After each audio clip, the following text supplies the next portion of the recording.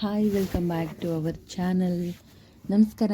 HSTR GPSTR ಯಾರೆಲ್ಲ study ಮಾಡ್ತಾ ಇದ್ದೀರಿ ಅವ್ರಿಗೆಲ್ಲ ನನ್ನ ಕಡೆಯಿಂದ ಆಲ್ ದ ಬೆಸ್ಟ್. ನನ್ನ ಸಾಕಷ್ಟು ಮೋಟಿವೇಶನ್ ಜೊತೆಗೆ ಸ್ಟಡಿ ವಿತ್ ಮೀ ಅಂತಕ್ಕಂಥ ಒಂದು ಟಾಪಿಕನ್ನು, ಇದು ನನ್ನ 5ನೇ ದಿನ ಆಗಿರುತ್ತೆ. ಸೊ ಈಗಾಗಲೇ ನೀವು ಎಲ್ಲ ವಿಡಿಯೋಗಳನ್ನು ನೋಡ್ತಾ ಇದ್ದೀರಾ, ಪ್ರೋತ್ಸಾಹ ಮಾಡ್ತಾ ಇದ್ದೀರಾ, ತುಂಬ ಖುಷಿ ಆಗ್ತಾ ಇದೆ. ನನ್ನ ಜೊತೆ ನೀವು ಕೂಡ ಬನ್ನಿ, ಸ್ಟಡಿ ಮಾಡೋಣ. ಯಾವ ರೀತಿ ಓದಬೇಕು, GK ಯಾವ ರೀತಿ ಓದಬೇಕು, ಇತಿಹಾಸ ಯಾವ ರೀತಿ ಓದಬೇಕು, ಇಂಗ್ಲೀಷ್ ಯಾವ ರೀತಿ ಓದಬೇಕು, ಕನ್ನಡ ಗ್ರಾಮರ್ ಯಾವ ರೀತಿ ನಾವು ಕ್ಯಾಚ್ ಮಾಡ್ಕೊಳ್ಬೇಕು ಅನ್ನೋದು ಪ್ರತಿಯೊಂದು ವಿಡಿಯೋದಲ್ಲಿ ಕೂಡ ನಾನು ಹೇಳ್ತಾ ಇರ್ತೀನಿ.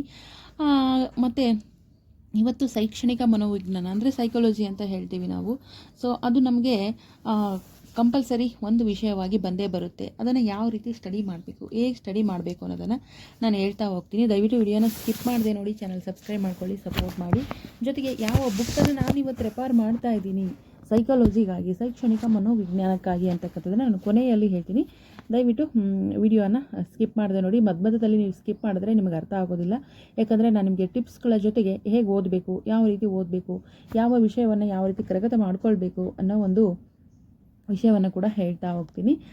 ಯಾರು ಕೂಡ ಕುಗ್ಗಬೇಡಿ. ಯಾಕಂದರೆ ನಿಮ್ಮ ಕನಸಿನ ಶಿಕ್ಷಕರ ಹುದ್ದೆ ನಿಮ್ಮನ್ನು ಕಾಯ್ತಿದೆ ಅಂತ ನೀವು ಅಂದ್ಕೊಳ್ಳಿ.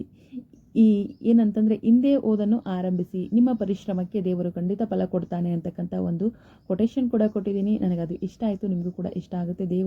ನಮ್ಮ ಒಂದು ಪರಿಶ್ರಮದ ಜೊತೆ ದೇವರ ಅನುಗ್ರಹ ಕೂಡ ಬೇಕು. ಹೌದು, ನೀವು ಶಿಕ್ಷಕರಾಗಬೇಕು ಅಂತ ಕನಸು ಕಂಡ್ರೆ ಸಾಲದು, ನಿಮಗೋಸ್ಕರ ಆ ಹುದ್ದೆ ಕಾಯ್ತಾ ಇರುತ್ತೆ. ಬಟ್ ಅದನ್ನು ನಮ್ಮದಾಗಿಸ್ಕೊಳ್ಬೇಕು ಅಂತಂದರೆ ಸತತವಾದಂಥ ಪ್ರಯತ್ನ ಇರಲೇಬೇಕು. ಆ ಪ್ರಯತ್ನ ಹೇಗಿರಬೇಕು ಅಂತಂದರೆ ಸ್ಮಾರ್ಟ್ ಆಗಿರಬೇಕು ಅಂದರೆ ನಾವು ಎಲ್ಲ ಪುಸ್ತಕಗಳನ್ನು ಗುಡ್ಡೆ ಹಾಕ್ಕೊಂಡು ಕೂತ್ಕೊಂಡು ಓದೋಕ್ಕಾಗಲ್ಲ. ಯಾವ ರೀತಿ ಓದಬೇಕು ಅನ್ನೋದನ್ನು ನಾನು ಈಗಾಗಲೇ ಹಿಂದಿನ ವಿಡಿಯೋಗಳಲ್ಲಿ ಹೇಳಿದ್ದೀನಿ. ನೀವು ನೋಡಿಲ್ಲ ಅಂದರೆ ಹೋಗಿ ನೋಡ್ಕೊಂಡು ಬಂದು ಮುಂದಿನ ವಿಡಿಯೋಗಳನ್ನು ನೋಡ್ತಾ ಹೋಗಿ. ಸೊ ಶೈಕ್ಷಣಿಕ ವಿಜ್ಞಾನ ಅಂತ ಬಂದಾಗ ಇಷ್ಟು ದಪ್ಪ ಬುಕ್ಕ ಇದೆ, ಯಾವಾಗ ಓದಬೇಕು, ಟೈಮ್ ಬೇರೆ ಇಲ್ಲ, ಹೆಂಗೆ ಏನು ಯಾವ ರೀತಿ ಅರ್ಥ ಮಾಡ್ಕೋಬೇಕು ಅಂತ ತಲೆಬಿಸಿ ಆಗುತ್ತೆ. ಸೊ ಆಗ ನೀವು ಅದರ ಅರ್ಥ ತಿಳ್ಕೊಳ್ಳಿ. ಮತ್ತು ಈ ಸೈಕಾಲಜಿ ಅನ್ನೋ ಪದ ಯಾವ ಭಾಷೆಯಿಂದ ಬಂತು, ಸೊ ಈ ಸೈಕೋ ಅಂದರೆ ಏನು, ಲೋಗೋಸ್ ಅಂದರೆ ಏನು, ಸೊ ಈ ರೀತಿ ಓದ್ತಾ ಹೋಗಬೇಕು. ಈ ಮನೋವಿಜ್ಞಾನ ಎಂಬ ಪದ ಇಂಗ್ಲೀಷಿನ ಸೈಕಾಲಜಿ ಎಂಬ ಪದಕ್ಕೆ ಸಮಾನವಾಗಿ ಬಳಸ್ತಿದ್ದೀವಿ ಅಂತಕ್ಕಂಥದ್ದು. ಈ ಸೈಕೋ ಮತ್ತು ಲೋಗೋಸ್ ಅಂತಕ್ಕಂಥದ್ದು ಗ್ರೀಕ್ ಪದಗಳಿಂದ ಬಂದಿರತಕ್ಕಂಥದ್ದು, ನಿಮಗೆಲ್ಲ ಗೊತ್ತಿರುತ್ತೆ. ಅಂತಂದರೆ ಸೈಕೋ ಅಂದ್ರೆ ಏನು, ಆತ್ಮ. ಲೋಗೋಸ್ ಅಂದ್ರೆ ಏನು, ವಿಜ್ಞಾನ, ಅಧ್ಯಯನದ ಅರ್ಥ ಅಂತಲೂ ಕೊಡುತ್ತೆ. ಈ ರೀತಿ ನೀವು ಅರ್ಥ ಮಾಡ್ಕೊಳ್ತಾ ಹೋಗಬೇಕು. ಆತ್ಮದ ವಿಜ್ಞಾನ ಅಥವಾ ಆತ್ಮದ ಅಧ್ಯಯನ ಅಂತ ನಾವು ಪರಿಗಣಿಸಲಾಗ್ತದ ಅಂತ ಹೇಳ್ತಾರೆ. ಸಾಕಷ್ಟು ಮನೋವಿಜ್ಞಾನಿಗಳು ಈ ಸೈಕಾಲಜಿ ಎಂಬ ಒಂದು ಪದಕ್ಕೆ ಸಾಕಷ್ಟು ಅರ್ಥಗಳನ್ನು ಕೊಟ್ಟಿದ್ದಾರೆ. ಸೈಕಾಲಜಿನ ಯಾವ ರೀತಿ ಬಳಸ್ಕೊಳ್ಬೇಕು, ಇದು ಮನಸ್ಸಿನ ಮೇಲೆ ಪ್ರಭಾವ ಬೀರುವಂಥದ್ದ, ಯಾವ ರೀತಿ ಅಂತಕ್ಕಂಥದ್ದು ಸಾಕಷ್ಟು ತಿಳ್ಕೊಂಡಿರ್ತೀರ. ಹಾಗಾದರೆ ನೀವು ಯಾವ ಬುಕ್ಕನ್ನ ರೆಫರ್ ಮಾಡ್ತಿದ್ದೀರಾ? ಈಗ JB ವ್ಯಾಟ್ಸನ್ ಅವರಾಗಿರ್ಬೋದು, ಹೌದಲ್ವಾ? JB ವ್ಯಾಟ್ಸನ್ ಅಂತಕ್ಕಂಥವ್ರು ವರ್ತನೆ ಎಂಬ ಪದವನ್ನು ಹೆಚ್ಚು ಪ್ರಚುರಗೊಳಿಸ್ತಾರೆ, ಹೌದಲ್ವಾ? ಅವರು ಅಮೇರಿಕನ್ ಮನೋವಿಜ್ಞಾನಿ. ಈಗ JB ವ್ಯಾಟ್ಸನ್ ಅಂತ ಕೊಟ್ಟು ಯಾವ ದೇಶದ ಒಂದು ಮನೋವಿಜ್ಞಾನಿ ಅಂತ ಕೊಡ್ಬೋದು ಅಲ್ವಾ? ಹಾಗಾದರೆ ಇವರು ಯಾವ ದೇಶದವ್ರಿ? ಅಮೇರಿಕನ್ ಮನೋವಿಜ್ಞಾನಿ ಆಗಿರ್ತಕ್ಕಂಥವ್ರು ಯಾರು? JB ವ್ಯಾಟ್ಸನ್ ಅವರು. ಇವರು ಯಾವುದ್ರ ಬಗ್ಗೆ ಅಧ್ಯಯನ ಮಾಡಿದ್ರು? ಮನೋವಿಜ್ಞಾನ ಅಂತಕ್ಕಂಥದ್ದು ವರ್ತನೆ ಮೇಲೆ ನಿಂತಿದೆ ಅಂತ ಹೇಳಿದರು, ಹೌದಲ್ವಾ?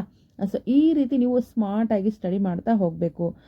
ಸೊ ಈ ರೀತಿ ಸ್ಟಡಿ ಮಾಡ್ತಾ ಹೋಗೋದಾದರೆ ಖಂಡಿತ ಏನಪ್ಪ ಅಂತಂದರೆ, ಈಗ ವುಡ್ವರ್ತ್ ಅಂತ ಬರ್ತಾರೆ ಅಲ್ವಾ? ವುಡ್ವರ್ತ್, ಮಾರ್ಕ್ವಿರಸ್ ಅಂತ ಬರ್ತಾರೆ. ಅವರು ಪರಿಸರಕ್ಕೆ ಸಂಬಂಧಿಸಿದಂತೆ ವ್ಯಕ್ತಿಯ ಚಟುವಟಿಕೆಗಳ ವೈಜ್ಞಾನಿಕ ಅಧ್ಯಾಯವನ್ನೇ ಮನೋವಿಜ್ಞಾನ ಅಂತ ಹೇಳ್ತಾರೆ. ಯಾರು? ವುಡ್ವರ್ತ್ ಅಂತ ಕೊಟ್ಬಿಟ್ಟು ನಿಮಗೊಂದು 4 ಆಪ್ಷನ್ಸ್ ಕೊಟ್ಬಿಟ್ಟು ವುಡ್ವರ್ತ್ ಅವರ ಒಂದು ವ್ಯಾಖ್ಯೆ ಏನು, ಇವರು ಏನಂತ ಹೇಳಿದರು? ಪರಿಸರಕ್ಕೆ ಸಂಬಂಧಿಸಿದಂತೆ ವ್ಯಕ್ತಿಯ ಚಟುವಟಿಕೆಗಳ ವೈಜ್ಞಾನಿಕ ಅಧ್ಯಯನವೇ ಮನೋವಿಜ್ಞಾನ ಅಂತ ಹೇಳಿದ್ರ, ಅಥವಾ ಮಾನವನ ವರ್ತನೆ ಅಥವಾ ಮಾನವನ ಅಂತರ್ ಸಂಬಂಧಗಳ ಅಧ್ಯಯನವೇ ಮನೋವಿಜ್ಞಾನ ಅಂತ ಹೇಳಿದ್ರೆ, ಜೀವನದಲ್ಲಿ ನಾವು ಎದುರಿಸುವ ಎಲ್ಲ ಬಗೆಯ ಸನ್ನಿವೇಶಗಳಿಗೆ ತೋರುವ ಪ್ರಕ್ರಿಯೆಯನ್ನು ಕುರಿತು ಅಭ್ಯಾಸಿಸುವುದೇ ಮನೋವಿಜ್ಞಾನ. ಈ ರೀತಿ 4 ಆಪ್ಷನನ್ನು ಕೊಟ್ಟಿರ್ತಾರೆ. ಹಾಗಾದರೆ ನಮಗಿಲ್ಲಿ JB ವ್ಯಾಟ್ಸನ್ ಅವರ ವ್ಯಾಖ್ಯಾನ ಕೂಡ ಗೊತ್ತಿರಬೇಕು, ಕ್ರೋ ಮತ್ತು ಕ್ರೋ ಅವರ ವ್ಯಾಖ್ಯಾನ ಕೂಡ ಗೊತ್ತಿರಬೇಕು, CV ಸ್ಕಿನ್ನರ್ ಅವ್ರದ್ದು ಗೊತ್ತಿರಬೇಕು, ವ್ಯಾಟ್ಸನ್ ಅಂದರೆ JB ವ್ಯಾಟ್ಸನ್ ಅವ್ರದ್ದು ಗೊತ್ತಿರಬೇಕು ಅಲ್ವಾ? ಮತ್ತು ವ್ಯಾಟ್ಸನ್ ಅಂತ ಕೂಡ ಬರ್ತಾರೆ, ಹೌದಲ್ವಾ? ಮತ್ತು JB ವ್ಯಾಟ್ಸನ್ ಅಂತ ಕೂಡ ಬರ್ತಾರೆ. ಸೊ ಮಿಲ್ಲರ್ ಬರ್ತಾರೆ, ಆಮೇಲೆ ಇನ್ನು ಸಾಕಷ್ಟು ವಿಜ್ಞಾನಿಗಳು ಬರ್ತಾರೆ. ಅವ್ರ ವ್ಯಾಖ್ಯೆಗಳು ನಮಗೆ ಗೊತ್ತಿದ್ದಾಗ ನಾವು ಅಲ್ಲಿ ಐಡೆಂಟಿಫೈ ಮಾಡಲಿಕ್ಕೆ ಸುಲಭ ಆಗುತ್ತೆ. ಪರಿಸರಕ್ಕೆ ಸಂಬಂಧಿಸಿದಂತೆ ವ್ಯಕ್ತಿಯ ಚಟುವಟಿಕೆಗಳ ಅಧ್ಯಯನವೇ ಮನೋವಿಜ್ಞಾನ ಅಂತ ಹೇಳಿದವರು ವುಡ್ವರ್ತ್ ಅಂತ ನಮಗೆ ಗೊತ್ತಿರಬೇಕು ಅಲ್ವಾ? ಮಾನವನ ವರ್ತನೆ ಹಾಗೂ ಮಾನವನ ಅಂತರ್ ಸಂಬಂಧಗಳ ಅಧ್ಯಯನವೇ ಮನೋವಿಜ್ಞಾನ ಅಂತ ಹೇಳಿದವರು ಕ್ರೋ ಮತ್ತು ಕ್ರೋ ಅಂದರೆ ಕಾಗೆನಾ ಇಲ್ಲ, ಆ ಒಂದು ಮನೋವಿಜ್ಞಾನಿಯ ಹೆಸರು ಜಸ್ಟ್ ಫಾರ್ ಜೋಕ್. ಕ್ರೋ ಮತ್ತು ಕ್ರೋ ಅಂತಕ್ಕಂಥದ್ದು ಅಂಥದ್ದು ಅವರ ಒಂದು ವಿಜ್ಞಾನಿಯ ಹೆಸರು. ಜೀವನದಲ್ಲಿ ನಾವು ಎದುರಿಸುವ ಎಲ್ಲ ಬಗೆಯ ಸನ್ನಿವೇಶಗಳಿಗೆ ತೋರುವ ಪ್ರಕ್ರಿಯೆಯನ್ನು ಕುರಿತು ಅಭ್ಯಾಸಿಸುವುದೇ ಮನೋವಿಜ್ಞಾನ ಅಂತ ಹೇಳ್ತಾರೆ. ಅಂದ್ರೆ ನಮ್ಮ ಜೀವನದಾಗ ನಾವು ಏನು ಎದುರಿಸ್ತೀವಲ್ಲ ಆ ಸನ್ನಿವೇಶಗಳ ಬಗ್ಗೆ ತೋರಿಸೋದು ಮತ್ತು ಪ್ರಕ್ರಿಯೆಯನ್ನು ಕುರಿತು ಅಭ್ಯಾಸಿಸುವುದೇ ಮನೋವಿಜ್ಞಾನ ಅಂತ ಹೇಳಿದವರು ಯಾರು ಅಂತಂದರೆ C.E. ಸ್ಕಿನ್ನರ್ ಅಂತಕ್ಕಂಥವ್ರು. C.E. ಸ್ಕಿನ್ನರ್. ಹೌದಾ? ಈ ವಾಕ್ಯ ನಮಗೆ ಗೊತ್ತಿದ್ರೆ ನಾವು ಪಟ್ ಅಂತ ಏನು ಮಾಡ್ಬೋದು, ಎಕ್ಸಾಮಲ್ಲಿ ಆಪ್ಷನನ್ನು ಹಾಕ್ಬೋದು ಅಲ್ವಾ. ಮನೋವಿಜ್ಞಾನದ ವ್ಯಾಪ್ತಿ ಬಗ್ಗೆ, ಮನೋವಿಜ್ಞಾನದ ಪ್ರಾಮುಖ್ಯ ಶಾಖೆಗಳ ಬಗ್ಗೆ, ಶುದ್ಧ ಮನೋವಿಜ್ಞಾನ ಅಂದ್ರೇನು, ಮನೋವಿಜ್ಞಾನದ ಪ್ರಮುಖ ಶಾಖೆಗಳು ಎಷ್ಟಿದಾವೆ ಅಂತ ನೀವು ನನಗೆ ಕಮೆಂಟ್ ಮೂಲಕ ತಿಳಿಸಿ. ನಾನು ಒಂದು 4 ಹೇಳಿರ್ತೀನಿ ನಿಮಗೆ. ಎಷ್ಟಿದಾವೆ ಅವನ್ನ ನೀವು ಕಮೆಂಟ್ ಮೂಲಕ ತಿಳಿಸ್ಬೇಕು. ಹೌದು, ನೀವು ನನಗೆ ಕಮೆಂಟ್ ಮಾಡಿದ್ರೆ ಮಾತ್ರ ನನಗೆ ಮುಂದೆ ನಿಮಗೆ ಹೇಗೆ ಹೇಳಬೇಕು ಅನ್ನೋದ್ರ ಬಗ್ಗೆ ನನಗೂ ಕೂಡ ಒಂದು ಸ್ವಲ್ಪ ಕ್ಲಾರಿಟಿ ಸಿಗುತ್ತೆ. ನೀವು ನನಗೆ ಕಮೆಂಟ್ ಮೂಲಕ ತಿಳಿಸ್ಬೋದು. ನಮಗೆ ಈ ಥರ ಯಾವ ಸಬ್ಜೆಕ್ಟ್ ಯಾವ ರೀತಿ ಓದಬೇಕು ಮತ್ತು ಯಾವ ಸಬ್ಜೆಕ್ಟು ಓದಿದ್ರೆ ಚೆನ್ನಾಗಿರುತ್ತೆ, ಆಮೇಲೆ ಯಾವ ರೀತಿ ಅರ್ಥ ಮಾಡ್ಕೊಳ್ಬೇಕು, ಈ ರೀತಿ ಸಾಕಷ್ಟು ನೀವು ನನಗೆ ಕಮೆಂಟ್ ಮೂಲಕ ತಿಳಿಸಿದ್ರೆ ನಾನು ಅದನ್ನು ನಿಮಗೆ ಹೇಳ್ತೀನಿ, ಆಯಿತಾ. ಸೊ ಈಗ ಟಾಪಿಕ್ಗೆ ಬರೋಣ. ಏನಂತಂದ್ರೆ ಮನೋವಿಜ್ಞಾನದಲ್ಲಿ ಪ್ರಮುಖ ಶಾಖೆಗಳಿದ್ದಾವೆ, ಅವು ಎಷ್ಟು ಅನ್ನೋದನ್ನು ಕಮೆಂಟ್ ಮೂಲಕ ತಿಳಿಸಿ. ಶುದ್ಧ ಮನೋವಿಜ್ಞಾನ, ಸಾಮಾನ್ಯ ಮನೋವಿಜ್ಞಾನ ಮತ್ತು ಶಾರೀರಿಕ ಕ್ರಿಯಾ ಮನೋವಿಜ್ಞಾನ ಅಲ್ವಾ, ಇಷ್ಟೇ ಇದ್ದಾವೆ. ವಿಕಾಸ ಮನೋವಿಜ್ಞಾನ ಇನ್ನೂ ಇದ್ದಾವೆ, ಪ್ರಾಯೋಗಿಕ ಮನೋವಿಜ್ಞಾನ ಇನ್ನೂ ಇದ್ದಾವೆ. ಅವು ಎಷ್ಟಿದ್ದಾವೆ ಅನ್ನೋದನ್ನು ನೀವು ನನಗೆ ಕಮೆಂಟ್ ಮೂಲಕ ತಿಳಿಸಿ. ನೆಕ್ಸ್ಟ್ ವಿಡಿಯೋದಲ್ಲಿ ಅವನ್ನ ನಾನು ಡೀಟೇಲ್ ಆಗಿ ಹೇಳೋಕ್ಕೆ ಪ್ರಯತ್ನ ಪಡ್ತೀನಿ, ಓಕೆನಾ. ಸೊ ನೆಕ್ಸ್ಟ್ ಬಂದು ಈಗ ನಮಗೆ ಶೈಕ್ಷಣಿಕ ಮನೋವಿಜ್ಞಾನದ ಅರ್ಥ ತಿಳ್ಕೊಂಡ್ವಿ. ವ್ಯಾಖ್ಯಾನಗಳು ತಿಳ್ಕೋಬೇಕು. ವ್ಯಾಖ್ಯಾನಗಳು ಅಂದರೆ ಏನು, ಹೌದಲ್ವಾ. ಬೋಧನೆ ಮತ್ತು ಕಲಿಕಾ ಪ್ರಕ್ರಿಯೆಗೆ ಸಂಬಂಧಿಸಿದ ಮನೋವಿಜ್ಞಾನದ ಶಾಖೆಯೇ ಶೈಕ್ಷಣಿಕ ಮನೋವಿಜ್ಞಾನ ಅಂತ ಸ್ಕಿನ್ನರ್ ಅವರು ಹೇಳ್ತಾರೆ. ಮತ್ತು ಕ್ರೋ ಅವ್ರು ಏನು ಹೇಳ್ತಾರೆ ರೀ, ವ್ಯಕ್ತಿಯ ಹುಟ್ಟಿನಿಂದ ವೃದ್ಧಾಪ್ಯದವರೆಗಿನ ಕಲಿಕೆಯ ಅನುಭವಗಳನ್ನು ವೈಜ್ಞಾನಿಕವಾಗಿ ವಿವರಿಸುವ ವಿಜ್ಞಾನವೇ ಶೈಕ್ಷಣಿಕ ಅಂದರೆ ಹುಟ್ಟಿನಿಂದ ವ್ಯಕ್ತಿ ವೃದ್ಧಾಪ್ಯದವರೆಗೆ ಕಲಿಬೇಕು, ಕಲಿಕೆಯ ಅನುಭವಗಳನ್ನು ವೈಜ್ಞಾನಿಕವಾಗಿ ವಿವರಿಸುವ ವಿಜ್ಞಾನವೇ ಶೈಕ್ಷಣಿಕ ಮನೋವಿಜ್ಞಾನ ಅಂತ ಇವರು ಇನ್ನೊಂದು ಸ್ಟೇಟ್ಮೆಂಟನ್ನು ಕೊಡ್ತಾರೆ. ಓಕೆ, ಒಬ್ಬೊಬ್ಬರು 3, 4, 2 ಎಷ್ಟು ಬೇಕಾದರೂ ಸ್ಟೇಟ್ಮೆಂಟ್ ಕೊಡ್ಬೋದಲ್ವಾ. ಸೊ ಈ ರೀತಿ ಮತ್ತು ಮಾನವನ ಬೆಳವಣಿಗೆ ಮತ್ತು ವಿಕಾಸದ ಬಗ್ಗೆ ಓದ್ಕೋಬೇಕು.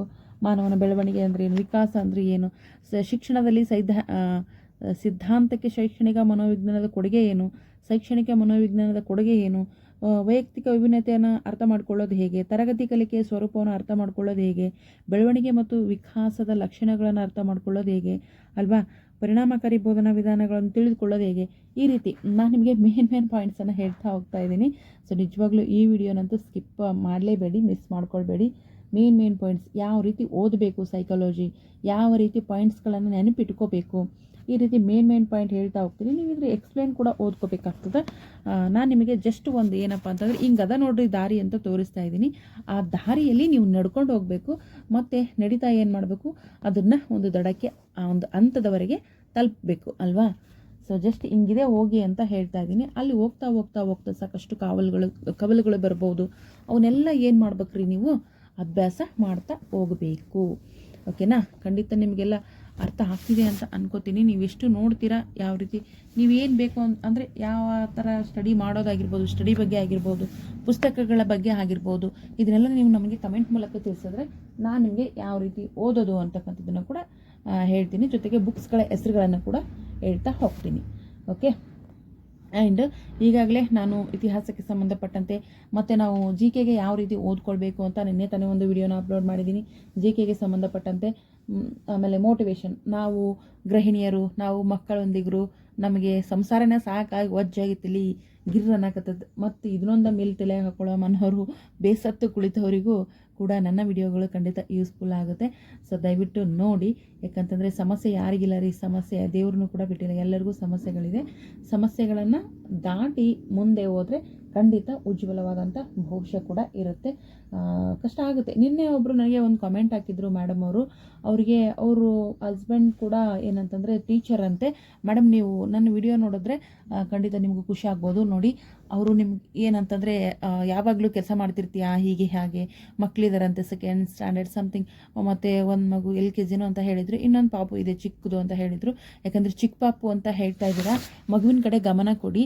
ನಿಮಗೆ ಸಮಯ ಸಿಕ್ಕಾಗ, ಮಗು ಮಲ್ಕೊಂಡಿರುವಾಗ ಪಾಪ ನಿಮಗೂ 1000 ಕೆಲಸ ಇರುತ್ತೆ, ಆ ಕೆಲಸ ಕೆಲಸಗಳ ಮಧ್ಯೆ 1 hour 2 hour ಅಥವಾ ರಾತ್ರಿ ಸಮಯ 10ರಿಂದ 11 ಗಂಟೆಗೆ ಮಕ್ಕಳು ಮಲಗಿದ್ದಾಗ, ಮಧ್ಯಾಹ್ನ ಮಲಗಿದ್ದಾಗ ಸ್ಟಡಿ ಮಾಡಿ. ಜಾಸ್ತಿ ಮೈಂಡಿಗೆ ಪ್ರೆಷರ್ ಹಾಕೋಬೇಡಿ. ಕೂಲಾಗಿ ಆರಾಮಾಗಿ ಓದ್ಕೊಳ್ಳಿ. ಸೊ ಮನೆಯವರು ಟೀಚರ್ ಇದ್ದಾರೆ ಅಂತ ಅಂದ್ಬಿಟ್ಟು ನಿಮಗೂ ಆಸೆ ಇರುತ್ತೆ, ಅವ್ರ ಮೇಲೇ ಕೈ ಊರಿ ಕೂರೋಕ್ಕಾಗೋದಿಲ್ಲ. ನಿಮಗೆ ಆಸೆ ಇದೆ ಅಂತ ನಿಮ್ಮ ಕಮೆಂಟ್ ನೋಡಿದಾಗ ನನಗೆ ಗೊತ್ತಾಯಿತು. So thank you so much comment ಮಾಡೋದಕ್ಕೆ. ಅಪ್ಸಸ್ ಆಗಬೇಡಿ, ಯಾಕಂದರೆ ಮಕ್ಕಳು ಇನ್ನೇನು ದೊಡ್ಡವರು ಆಗ್ತಾರೆ. ಅಟ್ಲೀಸ್ಟ್ ಪ್ರಯತ್ನ ಪಡ್ತಾ ಇರಿ, ಪ್ರಯತ್ನಕ್ಕೆ ತಕ್ಕಂಥ ಪ್ರತಿಫಲ ಸಿಕ್ಕೇ ಸಿಗ್ತದೆ ಅಂತ ಹೇಳಲಿಕ್ಕೆ ನಾನು ಬಯಸ್ತೀನಿ. ಅವ್ರ ಹೆಸರು ಮೆನ್ಷನ್ ಮಾಡಬೇಕೋ ಇಲ್ವೋ ನನಗೆ ಗೊತ್ತಿಲ್ಲ, ಬಟ್ ಅವ್ರ ಹೆಸರು ಹೇಳ್ತಾ ಇಲ್ಲ ನಾನು. ಅವ್ರ ಮೆಸೇಜ್ ಮಾತ್ರ ಹೇಳ್ತಾ ಇದ್ದೀನಿ. ಪಾಪ 2 ಮೆಸೇಜನ್ನು ಹಾಕಿದರೆ ಭಾಳ ಒಂಥರ ನೋವಾಯಿತು.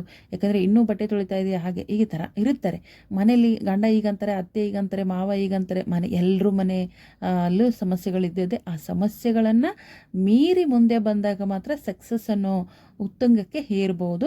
ಅವನ್ನೆಲ್ಲ ಮನಸ್ಸಿಗೆ ಹಾಕೋಬೇಡಿ. ನಿಮ್ಮ ಟೈಮ್ ಸಿಕ್ಕಾಗ ನೀವು ಆರಾಮಾಗಿ ಓದ್ಕೊಳ್ಳಿ, ಬಿ ಹ್ಯಾಪಿ.